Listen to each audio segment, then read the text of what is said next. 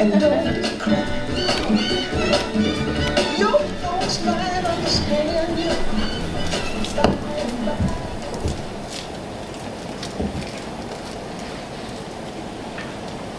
Testing. Sorry, sweetie, I really didn't mean to do this to you, but you know, they've always said that after the fear of death, there's been an opinion poll to say the fear of public speaking is only next to the fear of death. Okay, so everybody that's come out today to have a word or two, especially you, Mr. Kelly, I appreciate it because I know it's definitely not easy. Okay, so thank you, and thank you everybody for coming out today, because you could be anywhere, but you took time out to attend this event. So thanks a lot for coming. A round of applause for yourself, please. Okay, do you know what?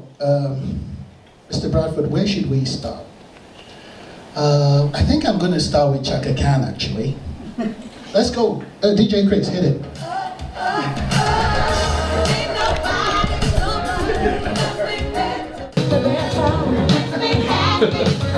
Do you know why we're starting with Chaka Khan? We're starting with Chaka Khan because it was a very painful experience for me. It happened not too long ago. Okay, a very good friend of mine is a Chaka Khan freak, right?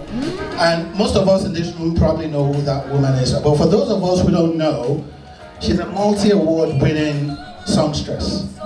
Okay, so this friend of mine wanted the greatest hits of Chaka Khan. And I thought, okay, you know what I'm going to do? I'm going to go to HMV and get me one, okay? So I was in HMV in Oxford Street, looking for Chaka Khan Greatest Hits CD. And I went to the counter and I said, I saw a young lady behind the counter. She had a trainee badge on. And I said, can I have Chaka Khan's Greatest Hits? And she was like, no problem. And she disappeared, went to the back room. And by the time you know what's happening, there was a long queue behind me. People waiting, people getting irritated and thinking, what's going on? And there was so much commotion because of Chaka Khan. The manager came out, they went back in, it was like an emergency meeting because there's a man who needs Chaka Khan CD in the store. And then all of a sudden, she came out with a tail between her legs, sheepishly, came up to me, looked me dead in the eye, and said, sir, I apologize, but Jackie Chan hasn't really released any music just yet. Jackie Chan. Okay. Anyway, you're laughing at my pain, right? But that's just what happened, and I'm not even making this up. And I told her, look, it's actually Chaka Khan, not Jackie Chan, not Kung Fu fighting, just the music. The reason why you laughed is because you found a bit of humor in that story. You weren't forced to laugh. You weren't forced to giggle. So imagine me just walking in front of you now and saying, guys, I want you all to giggle. You probably wouldn't, because there's no reason to giggle. So the point is, humor is like motivation. Humor is like self-motivation. The best kind of motivation is the one that comes naturally. We're not pushed. It's something that is within us. And that's how, you know, the Born Optimist was born, because it's an idea I conceived that, you know, within each and every one of us, there's this voice, no matter how silent it is, that tells us that regardless of how bad a day we're having, regardless of what's happening in our lives, there's always a better place than a worse place, so to speak. You have on the board, on the slide, SOS, okay? That's the mantra of the Born Optimist, service to others and self. Okay, I believe that we live in a world where 9 times out of 10 we're thinking about self, but at the same time we need to look beyond self to make a success of our lives.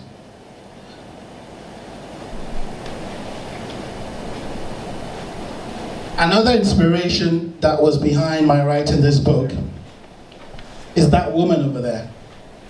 Her name is Marian Wright Edelman. She's an American child activist. And one day I was reading one of her articles and I came across that statement. which says service is the rent we pay for being. It is the very purpose of life, and not something you do in your spare time. Okay, which had a profound impact on me, because what I'm able to take away from that is that things like our rent, our mortgage, we have to pay regardless of if we're having a bad day or not. There's some things we just have to do. Okay, your mortgage lender is not going to hear, oh sorry, I woke up on the wrong side of my bed. Can I pay, hold payment for 2 or 3 months? It's not going to happen. Your landlord is not going to hear, my manager threw me out on the coals at work this week, so can I not pay my rent this month? It's not going to happen. So why don't we treat being there for other people the same way we would treat our financial obligations? And this is another individual that had a profound impact on me. I think his real name is Steve Langhorne, but better known as Mark Twain. Is the American version of Charles Dickens, for those who don't know him. He's written books like Huckleberry Finn, Tom Sawyer, Prince and the Pauper.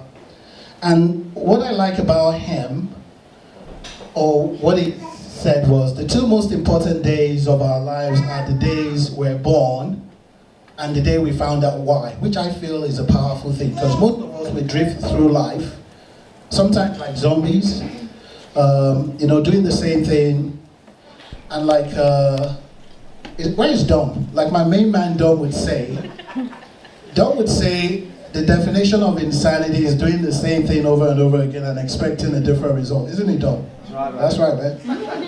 Okay, so he had a profound impact on me as well. Okay, because I'm thinking that why thing is a very, very powerful thing. Okay, because I think, as I said earlier, because I had a brief motivational talk before this event, I said sometimes we have the mindset, sometimes we have the skill set. Okay, what's more important? Is it the mindset or is it the skill set? Skill set is important, but you and I would agree that there are many experts out there, who've got all the skills in the world, but they can't execute that skill because their motivation is just not there. Okay, so you can have 10,000 hours training like a neurosurgeon. If you don't have that drive to get up out of bed in the morning to go to that operating theater, what's the point of all that knowledge? So why is a very, very powerful thing. Okay, and I also shared the story of a man called David Williams. David Williams was a Virgin airline pilot. On the 29th of December, 2014, the flight was meant to take off from Gatwick Airport to Las Vegas. It had 450 passengers on board. And as this aircraft was about to take off, the landing gear for the aircraft failed. And this man has been noted as probably one of the only pilots in history to have been able to pull a maneuver to save 450 lives. 20 years experience he's got as a pilot. After he made that feat, Richard Branson gave him a call to thank him profoundly. And he was then interviewed as to, how did you pull it off? How did you do that? And the guy said, I was only doing my job because it's what I've been trained for. Any other pilot would have done that, modesty, which is a very good value. However, it was later found out that amongst the 450 passengers on that plane, his 12-year-old daughter was also amongst them. So the question is, you and I can argue all day long, would his daughter not being on board, would that have made him less competent to pull it off? Miss Karen Real, ladies and gentlemen, a round of applause. Sorry, Karen. Karen, it was actually meant to be a red carpet, but the guys, they didn't deliver on time, so forgive them. Okay, so could it have been the fact that his daughter was on board? His daughter was his why, and that was what made it compelling. Okay, so because he's probably thinking, even if I die here today, I want to make sure my daughter makes it home safe. And that's just one. And again, on the story of why, we all know the story of Mike Tyson. What has been recorded as the biggest upset in heavyweight boxing history. Mike Tyson demolished everyone in his path. Okay, was feared everywhere. Okay, and it then happened that it was meant to fight another fighter called Evander Holyfield. And Tyson thought to himself, okay, before I fight Holyfield, let me have a warm-up fight. Okay, just a warm-up fight. And then they brought the underdog from nowhere, James Buster Douglas. That yes, he's gonna fight Tyson. So Tyson's why was, it's a warm-up fight. In the 10th round, those who follow boxing knows what happened. He got beat to a pulp, okay? And so many people went bankrupt because of that, because he was the underdog big time. And after the interview, you know, with Douglas, they asked him, what would you attribute to your success? The guy said, I don't know about miracles, but one thing I do know is I love my mom. I've always been a disappointment to her. And I promised her on her deathbed that I'm gonna make her proud. She died 2 weeks ago, and I said I was gonna win. So it comes to the question of mindset versus skill set. Would we say Douglas was more skillful than Tyson? I beg to differ. But would we say Douglas had a more compelling motivational reason to excel at that point in time? I'll put all my life savings on that if I could. Because I think one man thought, you know, it's a matter of life and death. So it just shows that, you know, when there's a why, there's a way. Okay? And this next book, Man's Search for Meaning, in terms of non-fiction, those who've never read it, it's something I highly recommend. It's by a guy called Dr. Viktor Frankl, an Austrian Holocaust survivor who ended up becoming a psychotherapist. And this guy just documented his experiences in the death camp, and he was just trying to tell us that, look, what's worse than being in the death camp? And I came out of it, and, you know, everything can be taken away from a man. A man can be stripped of all his dignity. He can be, you know, he can be deprived of his house, deprived of his family, deprived of his finances, of his clothes. But there's one thing a man can't be deprived of, and that's the right to choose his own way. The attitude we choose while suffering. To live is to suffer, but to find the meaning in that suffering, you know, is the real value. Okay? And I mean, he said, when we are no longer able to change a situation, we're challenged to change ourselves. And he says everything can be taken from a man, but one thing, the last of human freedoms. So that's just one of those things that inspired me to create this character called the Born Optimist. I mean, the Born Optimist is just a fictional character, I think, and I think he doesn't have a fixed address. He doesn't have a gender. He's not a vegetarian. He doesn't have preferences for wings or whatever. It's just an ideology that is resident within each and every one of us in this room. You know, when we are faced with such sharp adversity, how do we react to it? We all have a born optimist. It's just a case of knowing who that born optimist is. And this one, whilst I was writing this book, I mean, you guys probably have seen something similar to that, but I kid you not. When I came up with that, for me, it was like a Eureka moment. It's not the thought of who we are that drives us to leave the comfort of our bed each morning, but the thought of who we choose to be or refuse to become. And what I was thinking right there was, there's always two driving forces in life that makes us do the things we do. Either fear of not having, or fear of consequences, or the vision of possibilities or opportunities.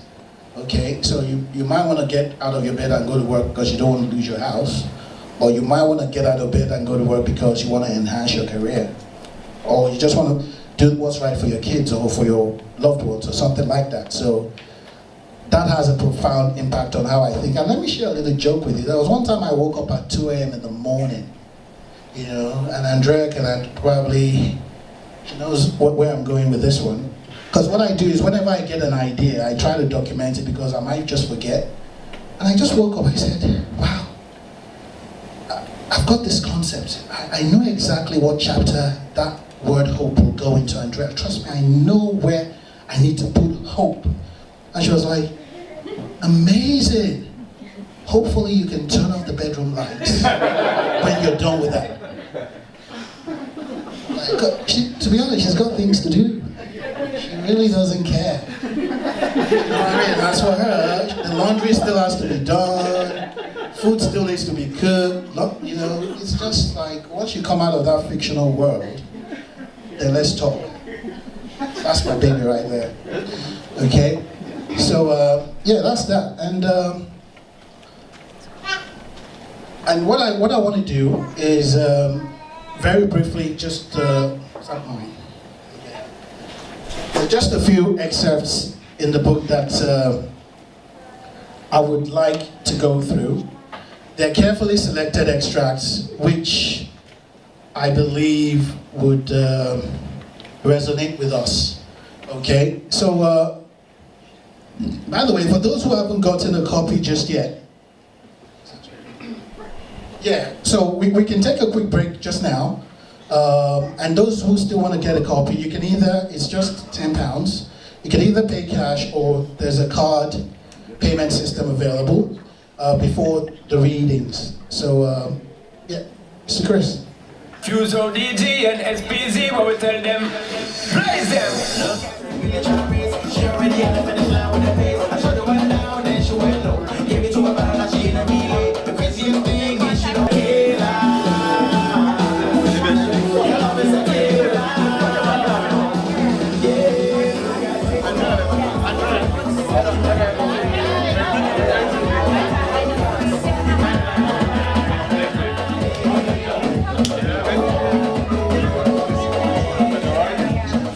So the way this is going to happen, right, is I need a bit of an audience participation. It's not just going to be some unknown quantity author somewhere standing in front of a crowd reading a book no one has ever heard of and expecting some sort of what?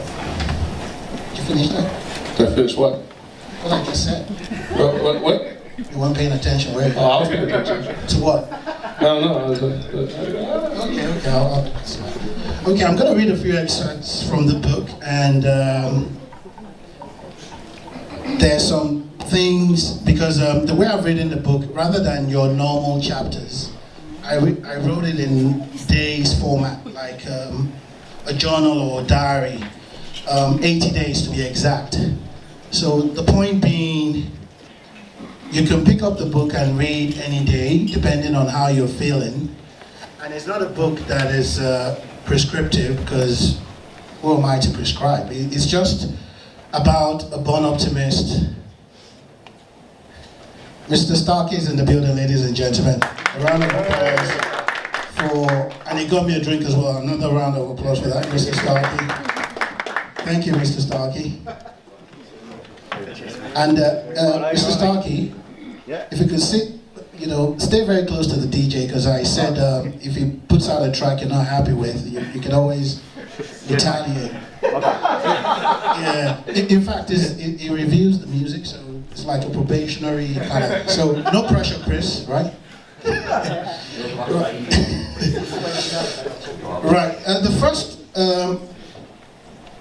day, right? I was saying the book is in the format of a day. So what it is unlike your normal books, you don't have to read one chapter in order to read the next. I know people who can pick up the book and start from day 72 if they're in the mood. Okay, because every day brings in different lessons. Okay, and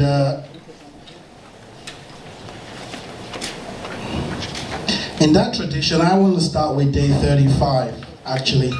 But before I start with day 35, the book itself is titled The Self-Motivation Diary of a Born Optimist, and the subtitle is called Inner Conversations of Hope, Optimism, and the Courage to Achieve the Impossible.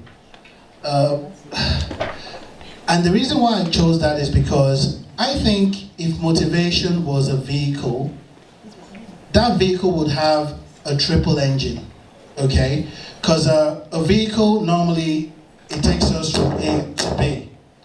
A vehicle is not meant to be a destination, it's meant to be a means to an end.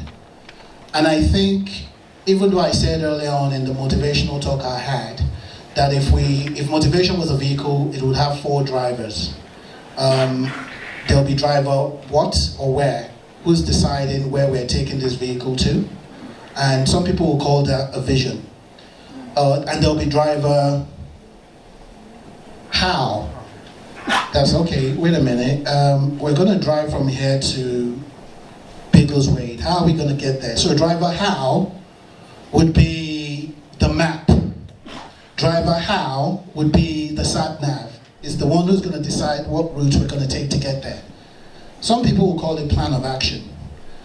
And there's also a driver called when. When are we gonna get there?